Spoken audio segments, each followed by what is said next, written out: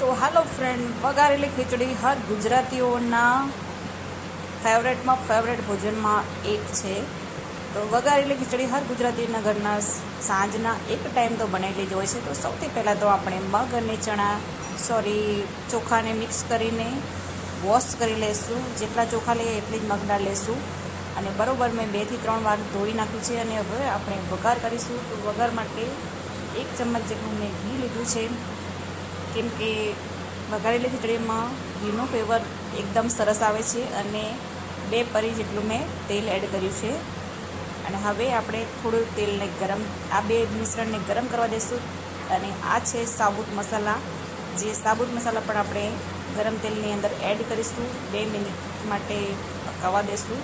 અને એ પછી એમાં એડ કરીશું આપણે ડુંગળી. એક મીડિયમ સાઇઝની મેં ડુંગળી લીધી છે, એને બી મેં મોટી ચોપ કરી છે, કેમ કે વઘારેલી ખીચડીમાં ડુંગળી સહેજ મોટી હોય તો સારી લાગે. પછી આમાં એડ કરીશું આપણે એક નોર્મલી બટેકું.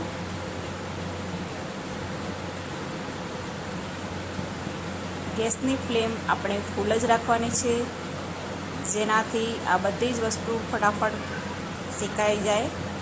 અને પછી હવે આપણે 2 નોર્મલી તીખા મરચાં લીધા છે, એ પણ આમાં એડ કરી દઈશું આપણે. અને હવે થોડાક સિંગદાણા પણ એડ કરીશું, કેમ કે સિંગદાણાથી ખીચડીનો ટેસ્ટ એકદમ સરસ આવે છે. અને એક નોર્મલી મેં ટમેટું પણ એડ કર્યું છે આમાં. અને આ બધી જ વસ્તુને મિક્સ કરવા દઈશું આપણે. પછી આને થોડીક વાર શેકવા દઈશું. હવે 1-2 મિનિટ થઈ ગઈ છે, એટલે આપણે હવે આમાં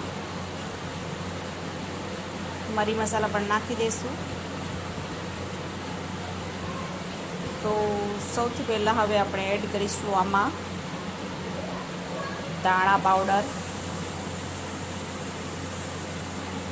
1 ચમચ જેટલું મેં આમાં ધાણા પાવડર એડ કર્યો છે. 1.5 ચમચી જેટલું હું લાલ મરચું એડ કરીશ આમાં. 1/2 ટેબલ સ્પૂન હળદરની એડ કરીશ.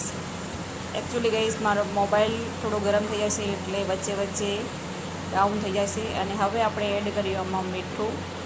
સ્વાદ મુજબ તમે મીઠું એડ કરીને બધું જ મિશ્રણને બરાબર હલાવીને પછી આમાં આપણે ખીચડીને ધોયેલી છે તો એને આપણે એડ કરીશું. અને બરાબર મિક્સ કરીને જરૂર મુજબ 1.5 ગ્લાસ જેટલું આપણે પાણી આમાં એડ કરીશું.